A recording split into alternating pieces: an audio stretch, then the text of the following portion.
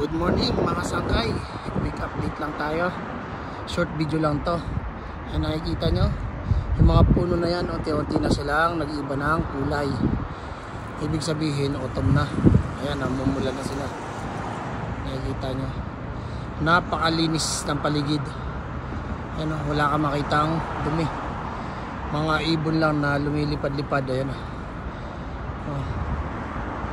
yun lang makikita nyo rito. Bihira lang makita yung mga tao sa labas. Ayan yung paligid natin dito. Tahimik na tahimik mga sangkay.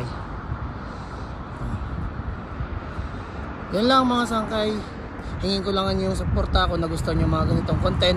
Follow nyo lang po ako sa aking Facebook account. Ganoon din po sa aking YouTube channel, Makoy Vlogs TV, para masundan nyo pa po yung mga susunod ko kaya po. Yan lamang po. Maraming salamat and God bless po.